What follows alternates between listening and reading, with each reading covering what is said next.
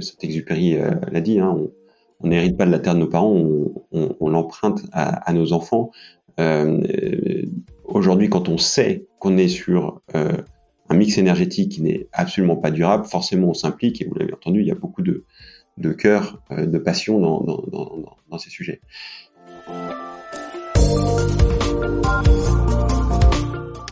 Bienvenue à tous dans ce nouvel épisode de System Sales, le podcast qui donne enfin la parole aux ingénieurs pour leur permettre de partager avec vous leur parcours exceptionnel dans la vente, l'entrepreneuriat ou encore la transition énergétique. Pour ce 21e épisode, je reçois Mathieu Lefebvre, cofondateur et CEO de Waga Energy, une entreprise française qui vient de réussir son entrée en bourse et qui porte un projet industriel 100% tourné vers la transition énergétique. Et bien évidemment, toujours, si vous souhaitez soutenir ce podcast, m'encourager et pouvoir continuer à écouter ces passionnantes interviews, je vous encourage à le partager sur les réseaux sociaux autour de vous, à le noter 5 étoiles sur Apple Podcast ou Spotify et à laisser des commentaires. N'hésitez pas à mettre des commentaires. J'ai notamment encore un commentaire 5 étoiles de Romain qui me dit de très bons épisodes, très enrichissants. Voilà, merci Romain. Et j'ai aussi retrouvé un commentaire de Clément Fert qui poste des États-Unis et qui a mis un commentaire super sympa. Malheureusement, il n'apparaît pas sur la plateforme européenne d'Apple Podcast. Franchement, Apple, il va falloir complètement revoir votre plateforme et la possibilité que vous donnez aux gens de commenter les podcasts parce que c'est une calamité et les gens, c'est un chemin de croix pour qu'ils puissent dropper leur avis et nous laisser et interagir avec les créateurs de contenu. Voilà, je vous laisse maintenant en compagnie de Mathieu pour ce nouvel épisode de System Sales. Bonjour à tous, bienvenue dans ce nouvel épisode de System Sales. Aujourd'hui, j'ai le grand plaisir de recevoir Mathieu Lefebvre, qui est le cofondateur et CEO de Waga Energy. Bonjour Mathieu. Bonjour, enchanté. Écoute, c'est moi, c'est super intéressant de t'avoir avec nous aujourd'hui. Est-ce que tu peux te présenter aux auditeurs qui ne te connaissent pas encore ? Alors oui, avec plaisir, et puis merci pour ce podcast. Donc Mathieu Lefebvre, alors je suis aujourd'hui CEO de Waga Energy, j'en suis aussi le cofondateur, c'est une société qu'on a créée en 2015, dans l'objectif donc de lutter le plus efficacement possible contre le changement climatique tout en accélérant la transition énergétique, et on le fait à travers la production de biométhane. Biométhane qu'on considère vraiment comme un pilier essentiel de la transition énergétique parce que meilleure solution pour couvrir l'essentiel des besoins en énergie de nos sociétés contemporaines qui sont à 85% chaleur-transport. Et ces besoins en chaleur-transport sont aujourd'hui évidemment principalement couverts par les énergies fossiles, donc pétrole, charbon, gaz. Donc je me définis vraiment comme on va dire un militant du biométhane. Biométhane, je suis tombé dans la marmite assez tôt, en fait, en intégrant le groupe Air Liquide, puisque j'ai passé toute ma carrière avant Waga Energy au sein du groupe Air Liquide. Alors, d'abord un petit peu dans l'hydrogène énergie, puis rapidement j'ai choisi de me dédier complètement au biométhane parce que ça me semblait être une solution efficace à très court terme, c'est-à-dire qu'on puisse déployer à court terme, et l'urgence climatique est absolue. Et donc, on se doit de mettre en œuvre des solutions, non pas dans 50 ans, mais aujourd'hui. On ne peut plus attendre. Ce qui a, je dirais, un petit peu donc le fil rouge de mon parcours qui a conduit à la formation, à la création de Waga Energy, c'est donc cette sensibilité très forte au sujet énergétique depuis toujours. Donc la vision très rapidement du monde de l'énergie, c'est que aujourd'hui on consomme l'énergie donc principalement sous forme de chaleur et de transport, un petit peu sous forme d'électricité spécifique, 15% de la consommation finale d'énergie. Et cette consommation d'énergie est très majoritairement couverte par des énergies fossiles, 85% au niveau mondial. Et c'est vrai aussi en France, on parle beaucoup de nucléaire, mais c'est qu'une partie finalement assez marginale de notre consommation finale d'énergie. Et donc, quand on constate tout simplement que ce mix énergétique n'est pas viable, puisqu'on est sur des énergies qui sont finies et accessoirement polluantes, qui ont un impact sur notre biosphère. Quand on est un jeune ingénieur, on cherche des solutions. Et la solution, pour moi, là où je pouvais contribuer avec ma formation, c'était clairement le développement, la production d'énergie renouvelable. Alors quand on parle d'énergie renouvelable, souvent on confond énergie électricité déjà, et les premières énergies renouvelables qui viennent à l'esprit, en général, c'est le photovoltaïque, l'éolien, l'hydraulique. Mais tout ça produit de l'électricité, qui n'est qu'une partie finalement infime de notre besoin énergétique. Et donc, quelle alternative? On est face à un problème qui peut paraître insolvable, mais en réalité, il suffit de regarder par la fenêtre, en général, sous nos latitudes, pour s'apercevoir qu'on a de la biomasse de partout. Et c'est logique, puisque finalement, l'humanité s'est développée dans des bassins de biomasse abondantes. Et donc, cette biomasse, c'est finalement la première source d'énergie renouvelable dont on entend peu parler, mais depuis la nuit des temps, et encore aujourd'hui. Et cette biomasse, quand on en cherche à en récupérer l'énergie, eh bien, on produit du gaz. Du gaz qui est principalement composé de méthane, qui est le principal constituant du gaz naturel qu'on utilise largement aujourd'hui dans notre mix énergétique pour la chaleur, le transport, la cuisinière, la chaudière, les industries, etc. Et donc, ça m'est paru vraiment comme une évidence, une énergie décentralisée qui est en adéquation avec la population. Il y a moins d'humains au milieu du Sahara, en Antarctique ou en Arctique, tout simplement parce qu'il y a moins de biomasse, qui utilise des infrastructures existantes, puisqu'on a déjà donc tout un réseau de gaz et d'industriels, de chaudières, de cuisinières, etc. qui existent. Donc tout ça est préexistant. C'est en bon français un no-brainer, c'est-à-dire que c'est vraiment une évidence que le gaz renouvelable est une alternative extrêmement pertinente aux ressources fossiles et a une multitude d'effets finalement bénéfiques sur la biosphère, sur la société, sur la décentralisation de l'énergie, etc. Et donc, voilà, depuis 2007, création de l'activité biogaz au sein d'Air Liquide et engagement total dans cette filière de production. Et excuse-moi Mathieu, mais encore un tout petit mot, mais du coup, comment on en vient à la création de Waga? Tout simplement parce que l'enjeu pour développer le biométhane, eh bien, c'est de développer un biométhane qui soit le plus compétitif possible. Et pendant cette période-là, on a travaillé au-delà de la méthanisation agricole et agro-industrielle sur le gaz de décharge, et on s'est aperçu de la pollution majeure qui est générée par les décharges dans le monde, notamment dans les pays en développement. Et donc, d'un côté, un impact climatique majeur du méthane émis par les décharges, de l'autre, un besoin de biométhane compétitif pour substituer nos énergies fossiles. Eh bien, on a décidé de joindre les deux, c'est-à-dire d'avoir un double impact sur le changement climatique, de créer Waga Énergie pour aller récupérer le gaz de décharge et en faire du biométhane, et ainsi aligner finalement complètement notre engagement écologique et nos expertises métiers. Ok, bah écoute, non déjà ne t'excuse pas pour cette introduction, t'es rentré directement dans le vif du sujet, mais c'était important. Par rapport à tout ce que tu viens de dire, l'idée là-dessus, et on en a parlé dans d'autres épisodes du podcast, effectivement, c'est qu'on a tendance à cristalliser le débat autour de la transition écologique, autour de la production électrique en France, qui est un faux problème, puisque aujourd'hui en France, on a une électricité qui est fortement décarbonée. Mais comme tu l'as rappelé à juste titre, on oublie un petit peu tout ce qui est chauffage et transport, et là sur lequel on est très fortement dépendant encore des énergies fossiles. Et l'actualité nous le rappelle, malheureusement, que pour le moment, on est fortement dépendant du gaz qui vient d'autres contrées. Donc toi, l'idée là-dessus, c'est d'essayer à la fois de réutiliser une production de gaz localisée, le biométhane, pour se substituer à l'utilisation du gaz naturel utilisé habituellement pour le chauffage. C'est ça?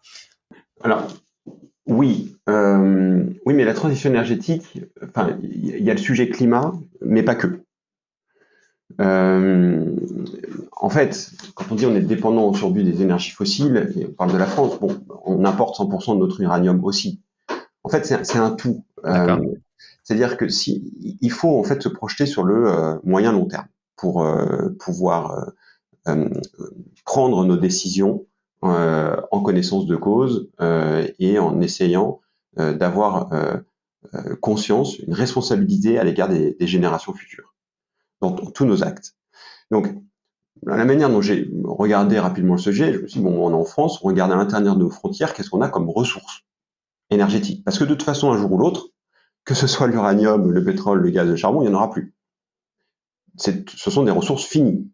Ce sont des ressources importées et finies. Donc, qu'est-ce qu'on a comme ressources renouvelables et donc de long terme et comment faire avec. Et donc, le solaire, l'hydraulique, l'éolien, c'est très bien, c'est nécessaire.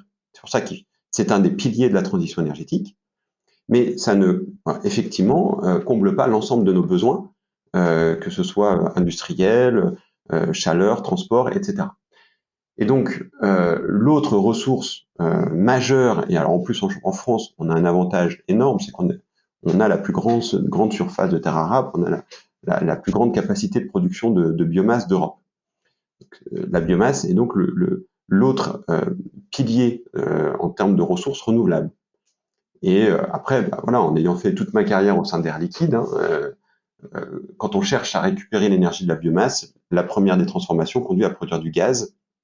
Et donc, ce gaz répond parfaitement aux besoins de nos sociétés contemporaines. Et quand je dis il n'y a pas que le sujet carbone, c'est qu'en fait, si on s'inscrit dans un monde principalement basé sur les énergies renouvelables, ce qui sera à terme de toute façon la seule solution possible, eh bien, les énergies renouvelables sont par définition des énergies diffuses, décentralisées. Et on n'a pas le même mix d'énergie renouvelable en Bretagne, dans les Alpes, au Maroc ou en Norvège, tout simplement parce qu'on n'a pas les mêmes ressources naturelles à disposition dans nos pays. Et donc, il faut avoir en tête, en quelque sorte, ce mix futur probable. Et ces énergies renouvelables étant donc plus diffuses, plus décentralisées, plus diffuses, elles vont être nécessairement décentralisées. Et donc, pour moi, et Waga Energy est complètement dans cette dynamique-là, on change vraiment du monde du XXe siècle où, grâce aux énergies fossiles ou à l'uranium, on était sur des grosses usines centralisées avec un pouvoir relativement concentré, vers un système très décentralisé, très interconnecté à travers des réseaux intelligents, que ce soit électriques et gaziers, et qui puissent valoriser les énergies des territoires. Donc voilà, il y a le carbone et il y a le reste. Ok. Et comme ouais, non, mais c'est très intéressant. Mais on entend aussi beaucoup parler. Alors personnellement, j'ai pas d'avis là-dessus, mais ton avis peut intéresser ou un peu plus éclairer un peu plus le sujet. On entend beaucoup parler comme backup aux fossiles. On parle beaucoup d'hydrogène et beaucoup moins de biométhane. En fait, le biométhane est un sujet qui passe complètement aux oubliettes au niveau des médias. Et c'est pour ça que j'étais ravi aussi de t'accueillir aujourd'hui, qu'on puisse mettre un petit peu ce sujet-là sur la table, qui est un vrai sujet. Donc, est-ce que tu peux nous expliquer un petit peu en quoi c'est peut-être plus pertinent aujourd'hui de mettre de l'intensité sur le développement des filières biométhane plutôt que l'hydrogène? Est-ce que... Alors, en fait, ce qu'il faut regarder, c'est une espèce de frise chronologique avec à la fois la maturité technique et économique des différentes alternatives et des filières. Déjà, il faut avoir en tête deux choses. C'est que le biométhane, la première chose, c'est que le biométhane, c'est une énergie, c'est-à-dire c'est le vecteur énergétique associé à la biomasse. Donc le biométhane, on peut en faire de l'hydrogène. Aujourd'hui, Ok. l'hydrogène, par exemple, est produit très très majoritairement à partir de gaz naturel. Donc si ce gaz naturel c'est du biométhane, on produit de l'hydrogène bio à partir de biométhane. Donc l'hydrogène est un vecteur d'énergie. La question qu'il faut se poser aujourd'hui, dans un monde qui dépend à 85% des énergies fossiles, c'est comment on répond à la problématique énergétique, pas à la problématique de quel vecteur on va utiliser. Donc, moi, c'est là-dessus que je me concentre. Comment produire les énergies demain, enfin, dès aujourd'hui, mais pour un monde durable et pour avoir de l'énergie à disposition dans nos sociétés contemporaines. Et donc, récupérer l'énergie de la biomasse, voilà, c'est pour moi le sujet qui m'intéresse, que je souhaite pousser. Maintenant, l'hydrogène sera un vecteur d'énergie très pertinent quand on aura réglé cette problématique énergétique. C'est-à-dire quand on aura une ressource d'énergie importante, abondante, non polluante, donc sans impact sur la biosphère, sur notre environnement, alors l'hydrogène aura évidemment toute sa place comme vecteur d'utilisation d'autres ressources d'énergie. Il y a, pour ceux qui connaissent, donc, ce qu'on appelle les vagues de Hefner. En gros, l'humanité s'est développée sur les énergies solides pendant des milliers d'années, sur le charbon toujours au 19e siècle et début du 20e siècle, puis les énergies liquides, le pétrole, principalement au 20e siècle, début du 21e siècle, ressources très très très riches, très très élitistes en quelque sorte, et l'avenir sera gazier. Ça, voilà, j'en suis assez convaincu parce que, encore une fois, une partie de l'énergie viendra de la biomasse, et quand on cherche à récupérer l'énergie de la biomasse, la première transformation conduit à produire un gaz. Et donc l'avenir sera gazier. Aujourd'hui, on entend aussi beaucoup tous les grandes majors de l'oil and gas qui vont vers plus de gaz. On voit le gaz prendre une part de plus en plus importante dans le mix énergétique parce que cette énergie est moins polluante en termes d'usage et mieux répartie sur la planète. Le gaz naturel a surtout une alternative qui est le biométhane. Donc là, on s'inscrit dans les décennies à venir. Et une fois qu'on est vraiment habitué au gaz, et qu'on aura réglé la problématique énergétique, l'hydrogène viendra également en complément de ce mix, de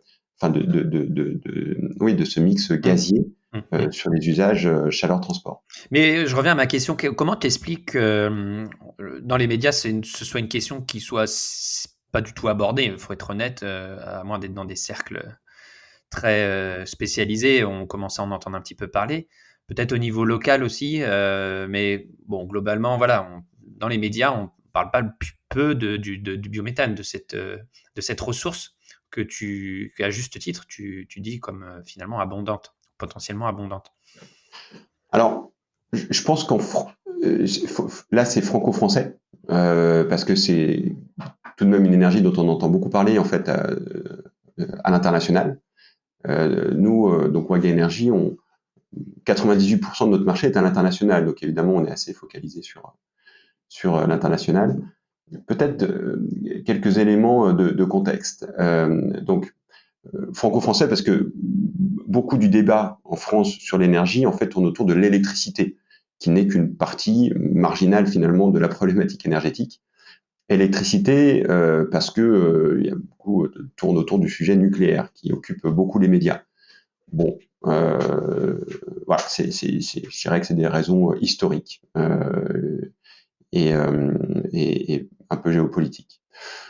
Et donc après, des médias, je dirais que c'est en fonction des lobbies, des acteurs présents en France qui conduisent à ce prisme de lecture. Un tout petit point sur le gaz. En fait, quand on se projette dans un monde plus contraint en énergie, évidemment, parce que prise de conscience des dégâts liés à l'utilisation des énergies fossiles, et lié aussi à notre surconsommation d'énergie et aux dépendances géopolitiques associées. En fait, quand on regarde un petit peu dans le rétroviseur, dans l'histoire, on s'aperçoit que les pays qui ont été contraints sur les sujets énergétiques, l'Italie post-Deuxième Guerre mondiale, l'Iran, le Pakistan, l'Argentine, etc., se sont tous massivement tournés vers le gaz. Et donc ça, c'est assez intéressant. Et donc, le gaz n'a clairement pas la même place dans les médias ou dans l'inconscient collectif en fonction des pays. Donc, je mettrais ça sur le compte de raisons historiques, géopolitiques, d'acteurs en place. Les raisons sont vraiment multiples et variées. Après, est-ce que c'est les bonnes raisons? Bon, ça, on peut débattre. D'accord. Écoute, je pense que sur le sujet énergétique, on a évidemment pas été dans le détail du sujet, mais je pense qu'on a quand même abordé quelques points clés. Quand on a préparé l'interview, moi, ce qui m'intéressait aussi, c'est ton parcours d'entrepreneur, la belle aventure Waga Énergie, des entreprises françaises dans le hardware qui passent du statut de start-up PME d'entreprise cotée en bourse.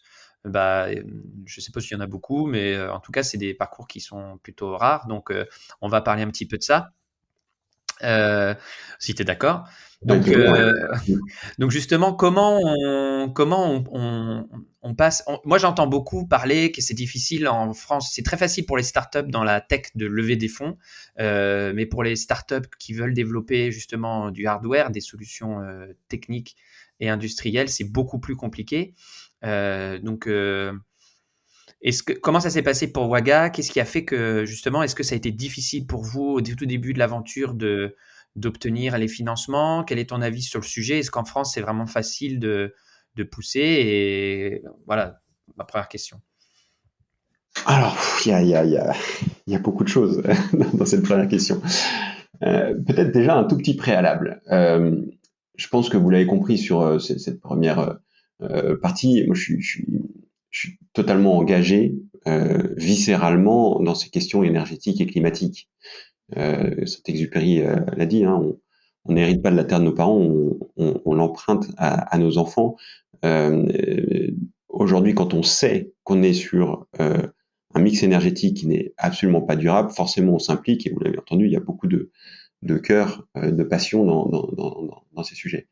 J'avais jamais imaginé fonder une boîte ou cofonder une boîte avec mes associés. Nécessité fait loi.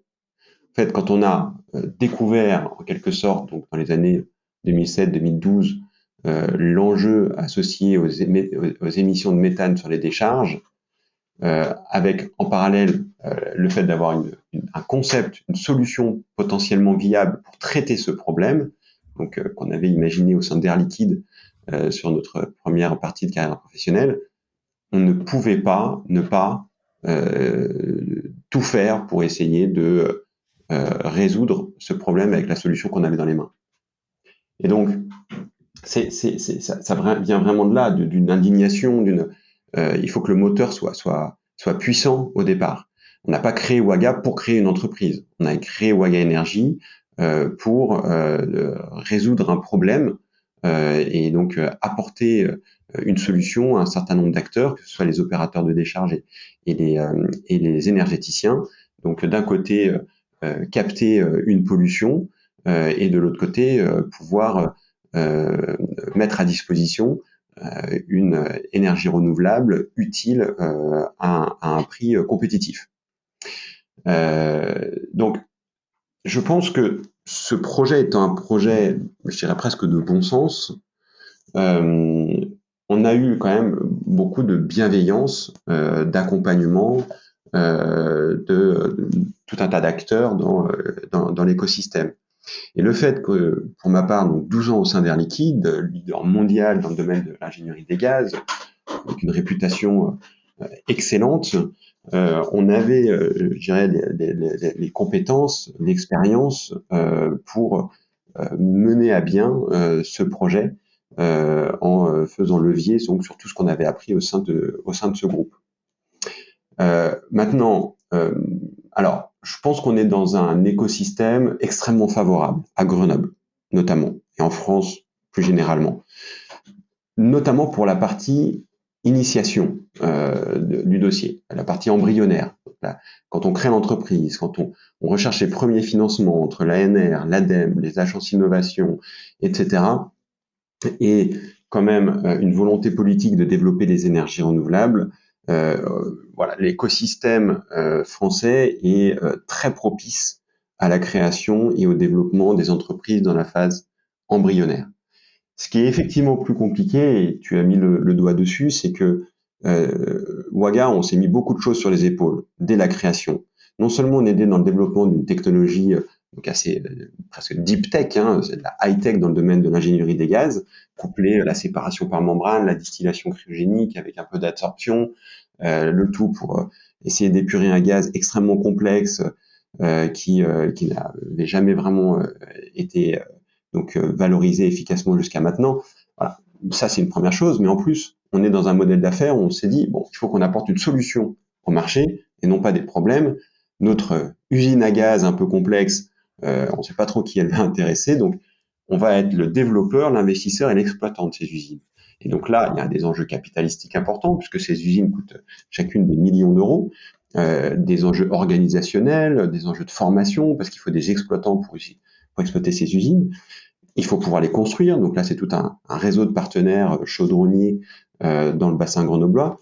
Donc toutes les dimensions finalement du projet ont été intégrées à l'entreprise pour assurer le succès de ce développement et le succès des projets.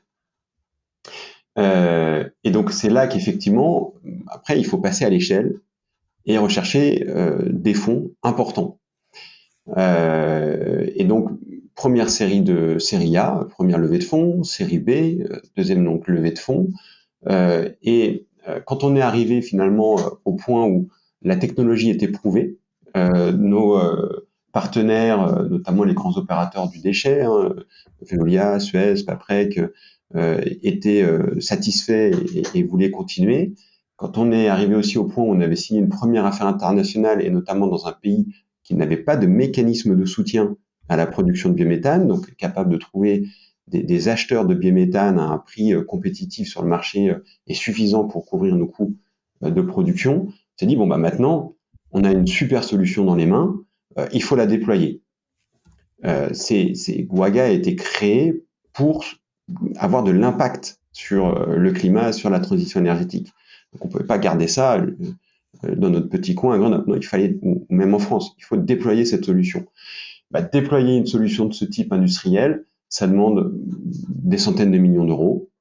Et là, quand on s'est dit, bon, quelles sont les sources de financement possibles qui nous permettent de garder notre indépendance, notre autonomie, notre singularité et déployer massivement cette solution pour l'impact, on s'est tourné vers la bourse. Et effectivement, alors on a dû faire beaucoup d'éducation au marché parce que des sociétés cotées dans le domaine du gaz renouvelable, il n'en existe pas en Europe, quelques-unes depuis peu aux États-Unis. Et donc, on a expliqué finalement tout ce que je vous ai expliqué dans cette première partie de podcast aux investisseurs qui ont apprécié l'aventure et décidé de nous accompagner, de nous donner les moyens pour notre développement et donc le déploiement de cette Wagabox au niveau mondial. Donc voilà un petit peu le cheminement. Ni la création d'entreprise, ni l'IPO n'était prémédité. Faut vraiment l'avoir en tête. On identifie un besoin, on identifie potentiellement une solution, et puis on y va, en fait. D'accord. Voilà. Et donc, ce qui est super intéressant, c'est que tu as quand même un cercle vertueux. Tu as le volet, renouvelable, tu as le volet industriel aussi. Et ce qui est intéressant dans l'aventure, c'est de voir que tu peux lancer justement quelque chose basé sur ces deux piliers, hein, l'environnement et l'industriel, encore aujourd'hui, et attirer des investisseurs et chercher la rentabilité, voilà, sur un modèle vertueux, quoi. Alors, ouais, ça c'est des choses qui sont, en rentrant sur des concepts qui sont intéressants. En fait, un des déclencheurs, ça a été aussi le basculement des renouvelables électriques dans les années 2010-2012. En fait, jusque dans les années 2010-2012, donc les renouvelables bénéficiaient de tarifs avec obligation d'achat, donc de soutien étatique important pour leur développement. Et donc, c'était quelques dizaines, quelques centaines de millions d'investissements par an supportés finalement par le contribuable, par l'État à travers le contribuable. À partir du moment où l'électricité renouvelable est devenue l'électricité la moins chère, ce qu'on appelle la parité réseau, c'est-à-dire que typiquement le photovoltaïque dans des endroits un peu ensoleillés ou l'éolien deviennent à parité réseau, c'est-à-dire au prix de marché, n'ont plus besoin de soutien public. Et bien là, c'est plus quelques dizaines ou centaines de millions d'investissements par an, c'est des milliards d'euros. Des boîtes se sont montées, alors les grands français comme Neoen, Veolia, ou le gros américain comme Nextera, se sont mis à investir des milliards d'euros dans les capacités de production renouvelable, parce que ça devient la référence, parce que c'est ça qui fait le prix de marché.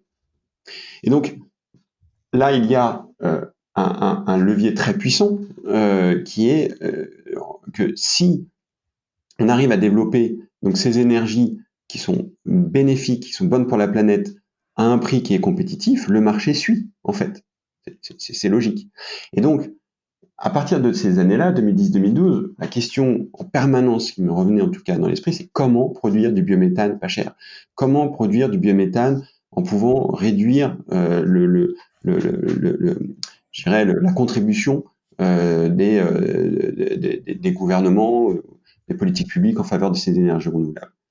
Et le gisement qu'on a identifié et qui nous a semblé être le plus pertinent, parce qu'en plus avec le double impact de lutte contre le changement climatique, c'est le gisement issu du gaz des installations de stockage de déchets. Mais voilà, cette notion de rentabilité, elle est clé, parce qu'on ne peut pas bâtir une entreprise industrielle qui signifie nécessairement long terme, durable, sur des politiques publiques, parce que non seulement on peut dans ces cas-là être très limité d'un point de vue géographique à l'État ou les quelques États qui mettent en place ces politiques, mais en plus on est soumis à la volatilité de l'engagement politique sur ces questions-là. Voilà, je dirais les éléments un petit peu de notre pensée. D'accord. On va essayer d'aborder ça sous un angle un peu plus personnel. Je regarde un petit peu ton parcours, École centrale de Marseille, un diplôme d'ingénieur, passé par des phases ingénieur de recherche, responsable produit, ensuite tu cofondes une start-up, vous devenez une entreprise industrielle importante, cotée en bourse. Comment toi, personnellement, tu as vécu un peu toutes ces différentes phases d'évolution dans ta carrière, et comment tu as réussi à chaque fois, à chaque étape, à prendre ces responsabilités supplémentaires qui demandent des compétences vraiment très diverses? En fait, encore une fois, nécessité fait loi, c'est pas prémédité, il n'y a pas de notion de carrière ou autre. Moi, depuis en fait assez petit, et, évidemment par l'influence aussi de mon père qui était engagé dans les sujets d'énergie renouvelable et de déchets, j'étais motivé, conscient de ces sujets climat-énergie et motivé pour essayer de trouver des solutions. Et après, les études d'ingénieur te forment à la résolution de problèmes. En fait, les problèmes, en fonction de ces différentes phases, varient évidemment au cours du temps, mais le fil rouge, le driver qui est constant, qui est continu, c'est comment contribuer de la manière la plus efficace possible avec ses compétences avec son énergie à la résolution d'un problème qui nous tient à cœur. Donc, comment j'ai vécu ces différentes phases, en fait, il y a évidemment beaucoup d'engagement, beaucoup de persévérance. J'ai jamais, je dirais, changé de cap, et ce qui fait que progressivement, on acquiert de l'expérience qu'on met au service finalement de cet objectif qui ne change pas. Et cette expérience donne aussi un petit peu je dirais, de légitimité progressivement dans je dirais dans le milieu pour le développement de l'entreprise. Après, je dirais qu'aujourd'hui, clairement, la plus grande satisfaction, c'est l'humain. C'est-à-dire que il y a initialement l'identification d'un problème, la réflexion autour du choix d'une solution, mais il y a quelques fondamentaux chez Waga. Alors nos valeurs, hein, audace, maîtrise, coopération. L'audace de croire qu'on peut effectivement changer le monde, sinon on fait rien. Et puis il faut jamais avoir peur de faire, d'oser, parce que et donc de se tromper, parce que sinon on fait rien. La maîtrise, parce qu'on est dans des sujets quand même complexes, dangereux, objectivement, l'ingénierie des gaz, et la coopération est essentielle. On parle aujourd'hui donc de moi en tant que CEO de Waga, mais c'est évidemment pas un projet qu'on mène seul. Ça demande tellement de compétences, que ce soit dans le génie industriel, le génie des procédés, le financement, etc. C'est pas un homme. Aujourd'hui, Waga, c'est une centaine de personnes. À l'origine, c'est 3 fondateurs, donc Nicolas et Guénel, mes 2 associés avec lesquels je travaille maintenant depuis 12 ans, et avec un plaisir tous les jours renouvelé. Et donc aujourd'hui, une centaine de collaborateurs totalement engagés, investis dans cette histoire, et qui demain auront peut-être formé, je sais pas, des centaines et des centaines de nouveaux, je dirais, militants du climat et de l'énergie renouvelable, et qui déploieront cette solution au niveau mondial.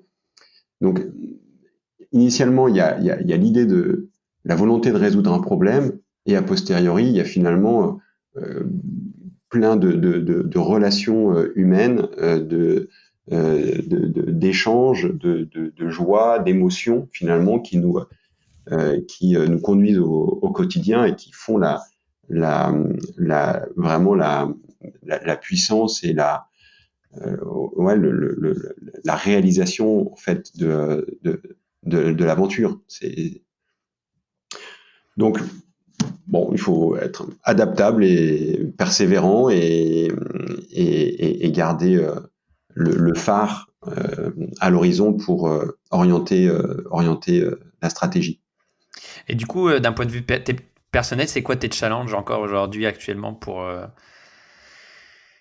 Mon challenge d'aujourd'hui n'est pas celui de demain, qui ne sera pas celui d'après-demain. En fait, ce qui est incroyable depuis près d'une décennie, c'est que chaque jour apporte des nouveaux challenges qui n'ont été pas nécessairement identifiés. Donc le challenge, c'est d'être toujours, je dirais, prêt à prendre des nouveaux challenges et à les mener à bien. Voilà, toujours aussi imaginer que tous ces problèmes ne se résolvent pas tout seuls. C'est avec l'ensemble des parties prenantes, que ce soit les partenaires, fournisseurs, clients, collaborateurs et compagnie.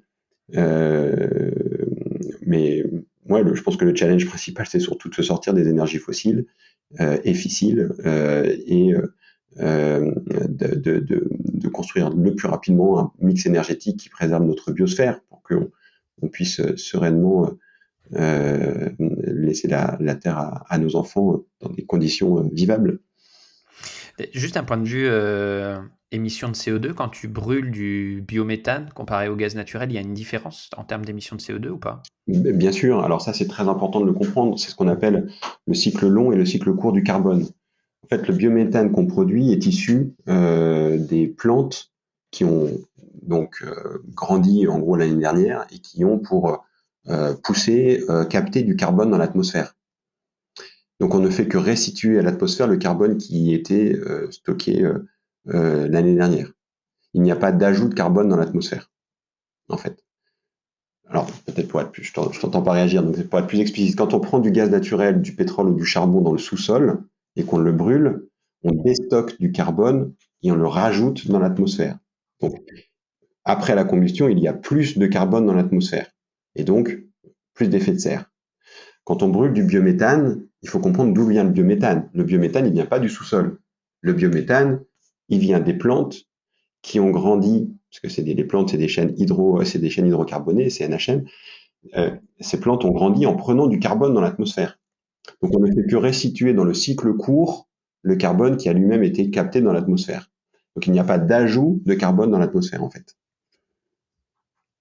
Ok. Donc c'est pour ça que c'est une énergie renouvelable sans impact. Ah oui, c'est un point qu'on n'a pas mentionné quand on a parlé au tout début d'un point de vue technique et je crois que c'est important de le rappeler effectivement. Bien sûr. Ouais, complètement. Il y a encore des challenges techniques justement ou là vous êtes en phase, je ne sais pas si c'est une question auquel tu peux répondre, mais est-ce qu'il y a encore des challenges techniques que vous devez adresser ou on est complètement dans une phase où on peut déployer ce type de solution à grande échelle? C'est pas le principal challenge, hein. Clairement, aujourd'hui, on est dans une phase où on veut déployer cette solution qui est extrêmement efficace, probablement là où vraiment des plus efficaces qu'on ait aujourd'hui à disposition au niveau planétaire pour donc avoir de l'impact dans la réduction des émissions de méthane et la substitution du gaz fossile par du gaz renouvelable. Donc l'essentiel de nos enjeux, de notre préoccupation est dans ce déploiement massif de cette super solution. Maintenant, donc elle tourne déjà très très bien, elle a déjà des performances qui sont exceptionnelles. Maintenant, évidemment, en tant que concepteur de cette solution et puis un développeur, investisseur, exploitant, on l'améliore sans cesse. Chaque nouveau projet est l'occasion d'améliorer la technologie, son exploitation, son financement, sa construction, etc. Mais voilà, c'est pas l'essentiel de la préoccupation. Aujourd'hui, l'essentiel, c'est recruter les bonnes personnes, les militants comme nous de la lutte contre le changement climatique, qui ont des compétences, qui veulent se mettre à disposition de ces sujets-là et les former à nos métiers pour développer tous ces projets dans le monde entier. Oui, parce que vous avez aussi, tu en as parlé un petit peu, une dimension internationale. Donc, l'idée, c'est de pousser cette solution dans plusieurs pays. Et justement, au niveau tu rencontres le même engouement. Tu vois, je voyais que tu t'es lancé sur le marché nord-américain. Comment ça se passe actuellement là-bas? Alors, le changement climatique et la transition énergétique, ça se borne pas aux frontières de la France, très clairement. Et notamment, les mix énergétiques sont très différents dans d'autres pays du monde. Typiquement, il y a beaucoup moins de nucléaire dans l'essentiel des pays du monde. Donc, Oui, complètement, ouais. voilà. Ouais. Donc, nous, l'idée, c'est avoir de l'impact, parce que le changement climatique, si on arrive à lutter contre des émissions de méthane en Amérique du Sud, en Afrique ou en Asie, tout le monde en bénéficiera. Et donc notre mantra, c'est le biométhane pour tous. On veut aussi pouvoir offrir une énergie compétitive et utile à l'ensemble des communautés du monde. Comme tout le monde produit des déchets, il y a des installations de stockage de déchets partout dans le monde. C'est la principale voie de traitement des déchets aujourd'hui. Et donc, on veut effectivement déployer cette solution au niveau mondial. Alors c'est des challenges qui sont vraiment conséquents, hein. On peut pas aller partout simultanément. Aujourd'hui, on s'est focalisé sur l'Europe et l'Amérique du Nord parce que pays développés, il y a des infrastructures gazières, il y a déjà des opérateurs d'installations de stockage qui exploitent très bien leur site avec les réseaux de dégazage pour collecter donc le gaz et l'envoyer ensuite dans les Wagabox. Mais on ne veut pas s'arrêter là et évidemment demain progressivement ouvrir des nouveaux pays et déployer cette solution partout dans le monde. Ok. Est-ce que moi, à force de discuter avec beaucoup d'invités autour de ce sujet, il y a un constat clair qui revient à chaque fois, c'est le manque d'éducation et beaucoup de gens qui essayent de pousser cette éducation, de faire de la vulgarisation scientifique. Mais ce qui est clair, c'est qu'aujourd'hui, on a des lacunes, moi je trouve, d'un point de vue politique. On cristallise les débats sur des faux débats et on n'éduque pas assez les gens. toi, ce serait quoi le message que tu voudrais faire passer aujourd'hui, justement, à tous les auditeurs qui nous écoutent d'un point de vue transition écologique? Ce serait quoi le message principal que tu auras envie de passer aujourd'hui? Alors, lié à l'éducation, moi, je pense qu'il y a quelque chose qui est essentiel, c'est, tu dis, on cristallise le débat sur des faux sujets. À un moment donné, il faut garder faut essayer d'avoir du bon sens. Si on pouvait avoir juste être drivé par du gros bon sens, ça serait pas mal. Aller récupérer le méthane issu des installations de stockage des déchets pour en faire du biométhane et substituer le gaz fossile, je pense que vous en conviendrez, c'est relativement du bon sens. Comprendre qu'on ne peut pas continuer à gaspiller l'énergie comme on le fait aujourd'hui et à dépendre d'énergie fossiles et fissiles intégralement importées, c'est du bon sens, il me semble. Donc, il faut que l'éducation, c'est majeur, hein, c'est clair que ça passe par l'éducation, c'est difficile, c'est générationnel. Il y a, je trouve quand même un travail pour être intervenu dans un certain nombre de classes qui est quand même fait par les professeurs sur ces sujets-là, donc c'est très bien. Et donc il faut donner les clés minimales, scientifiques, techniques, politiques aussi, hein, parce que l'énergie est aussi politique, à tous les citoyens pour qu'ils puissent avoir un regard critique sur des éléments relativement élémentaires, notamment la physique de base, l'énergie, d'où elle vient, comment on la transforme, comment on l'utilise, voilà, des bilans de masse, bilans énergétiques, et voilà, je pense que l'éducation est absolument essentielle, fondamentale, et donc avoir un niveau de minimum de maths, de physique, c'est absolument nécessaire. Et pour, je dirais, les médias, les politiques et autres, il faudrait évidemment avoir un niveau bien supérieur à cela pour essayer de comprendre réellement les enjeux fondamentaux associés à ces sujets qui sont absolument centraux en fait dans la société. L'humanité c'est devenu totalement dépendante de l'énergie. Il faut comprendre quels sont les sous-jacents et les conséquences potentielles de nos choix. On va arriver au terme de l'interview, Mathieu. Je vais te poser une dernière question que je pose à tous les invités. Et le contexte est quand même, c'est pas forcément facile d'y répondre parce que le contexte, je trouve, est assez compliqué. Le dernier rapport du GIEC qui passait un petit peu sous les radars est pas très encourageant, plutôt alarmiste. Qu'est-ce qui te motive encore, toi? Qu'est-ce qui te donne encore de l'espoir à l'heure actuelle par rapport à tous ces sujets-là, justement? Alors, en fait,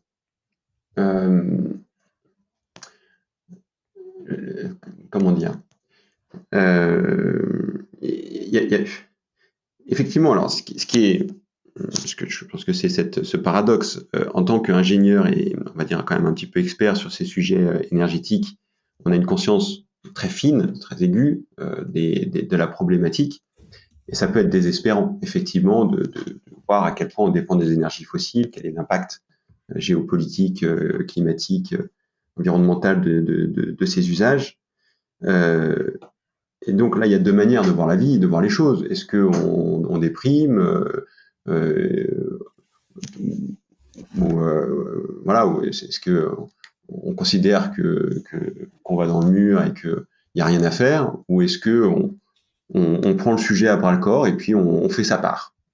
En termes d'alignement, de conscience, de cohérence aussi intellectuelle, philosophique, éthique, quand on se regarde dans la glace ce matin, quand on prend conscience de l'énergie, du temps qu'on consacre à ces sujets, de se dire qu'on essaye au moins de faire notre part, c'est apaisant, oui, c'est même réjouissant en fait. Donc, si vous voulez, chez Waga, vous allez voir, il y a énormément d'énergie positive. En fait, il y a une volonté de travailler à la résolution du problème qui est extrêmement forte.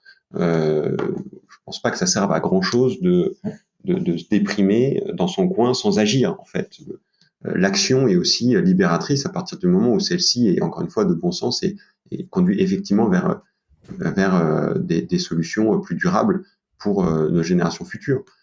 L'élément essentiel, mais qu'on oublie parfois, c'est de pouvoir regarder ses enfants dans les yeux et voilà, être peut-être conscient, ou en tout cas fier de se dire, moi, je